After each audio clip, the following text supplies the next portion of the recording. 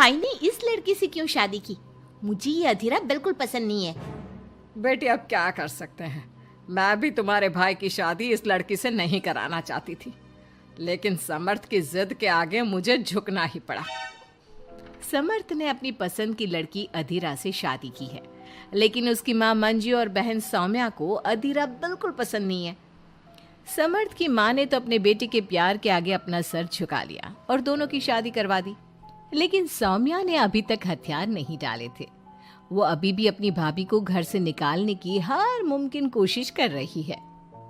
बहू, ओ बहू, आज चाय मिलेगी या नहीं? लाई माँ जी। एक तो समर्थ भी न जाने कहां से इस लड़की को पकड़ कर ले आया है। हर काम ऐसे करती है मानो हाथों में मेहंदी लगी हो। लीजिए माँ जी चाय। अच्छा तो ले आई तू चाय। मुझे तो लगा था कि तू सुबह की चाय दोपहर के खाने के बाद देगी। माँ जी दूध वाला लेट आया था, इसलिए चाय बनाने में लेट हो गई। इतने में सौम्या वहां आ जाती है।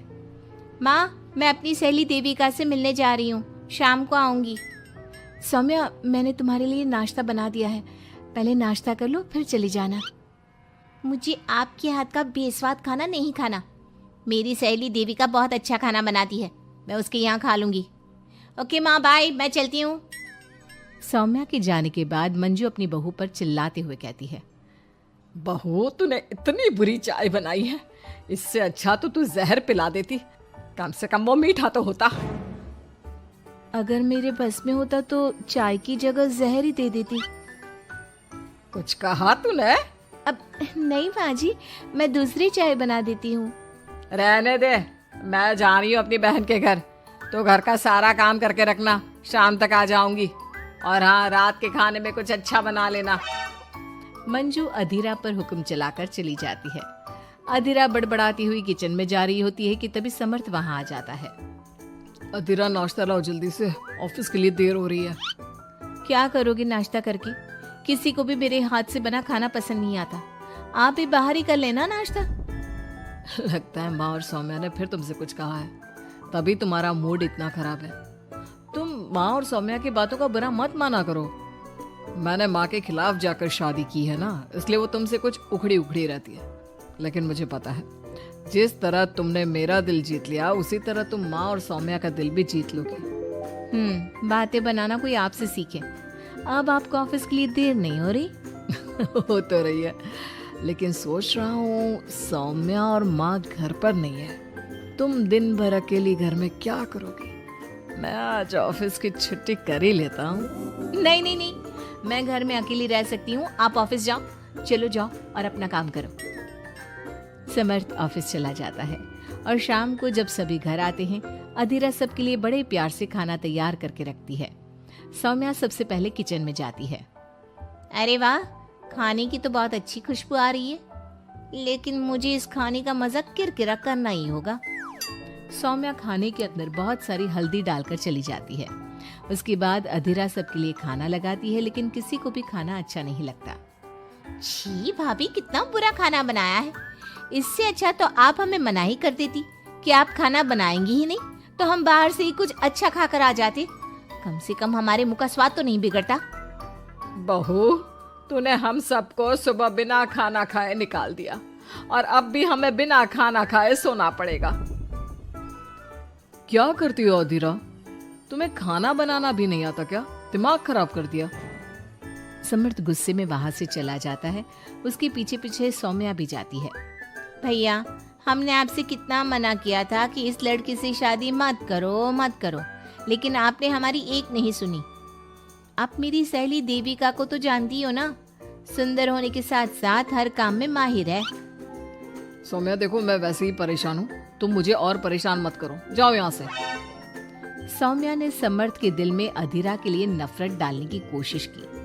अगली सुबह अधीरा जल्दी सोकर उठी और सबके लिए नाश्ता बना लिया, लेकिन समर्थ बिना कुछ खाए ही ऑफिस के लिए निकल गया। सौम्या भी ये सब नोटिस कर रही थी।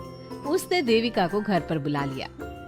देविका, आज भैया बहुत गुस्से में है, आज तुम ऐसा खाना बनाओ कि भैया उस अधीरा की तारीफ करना भूल जाए। सौम्या, तुम ये सब क्या कर रही हो? तुम्हारा भाई शादीशुदा है, वो कभी मुझसे शादी करने के लिए तैयार नहीं होगा। लेकिन तुम तो भाई से पहले से ही प्यार करती थी ना। हाँ करती थी, लेकिन ये उन दिनों की बात है ना। चुप रहो तुम। अगर तुम्हें भैया को पाना है तो तुम्हें वही करना होगा जो मैं कहूंगी। सौम्या ने जैसा जैसा कहा देविका ने वैसा ही किया। देविका ने बहुत ही स्वादिष्ट खाना बनाया। शाम को सभी लोग इकट्ठा हुए और सबने एक साथ मिलकर खाना खाया। इतना मजेदार खाना खाकर सबने देविका की खूब तारीफ की। समर्थ ने अपनी पत्नी को ताना देते हुए कहा, अधीरा, देविका ने कितना अच्छा खाना बनाया है। तुम्हें देविका से खाना बनाना सीखना चाहिए। अब तो ये रोज की बात हो गई। सौम्या हर बार देविका को अपने घर बुलाती और किसी न किसी बात पर अधीरा को शर्मिंदा करती। सौम्या अपने भाई की बात देविका से कराने लगी। अब समर्थ भी देविका से प्यार करने लगा। सौम्या ने अपने भाई से कहा, भैया आपको देविका पसंद है ना? अरे तुम ये क्यों पूछ रही हो? क्योंकि मैं चाहती हूँ कि आप देविका से शादी कर लो। अरे सौम्या, ये मुमकिन नहीं है, क्योंकि देविका मुझसे शादी करने के लिए कभी तैयार नहीं होगी और अधीरा भी इस रिश्ते से खुश नहीं होगी। आप देविका की चिंता मत करो, उससे मैं बात कर लूंगी। आप बस अधीरा भाभी को समझा दो। सौम्या की बात सुनकर समर्थ अधीरा के पास जाता है। वो उससे अपनी और देविका की शादी की बात करता है। अधीरा, मैं देविका से शादी करना चाहता हूँ। क्या? आप शादी करोगे? लेकिन क्यों? क्योंकि मैं उससे प्यार करता हूँ। प्यार तो आप मुझसे भी करते थे। कल कोई और लड़की पसंद आ जाएगी तो तीसरी शादी कर लोगे? देखो अधीरा, तुम्हें घर में कोई पसंद नहीं करता। तुम्हारी शादी मैंने माँ के खिलाफ जाकर की थी। अब तुम मेरे और देविका के बीच में मत आओ, प्लीज। क्यों बीच में ना हो? मैं ये शादी नहीं होने दूंगी, आप चाहे कुछ भी कहो। अधीरा के लाख विरोध के बावजूद भी सौम्या और मंजू ने समर्थ की शादी देविका से करवा दी। आखिरकार सौम्या अपनी भाभी की सौतन ले ही आई। शादी के बाद देविका ने घर में आते ही घर वालों के साथ कैसा सलूक किया और अधीरा के साथ क्या हुआ, ये सब जानने के लिए इंतजार कीजिए हमारे अगले एपिसोड का।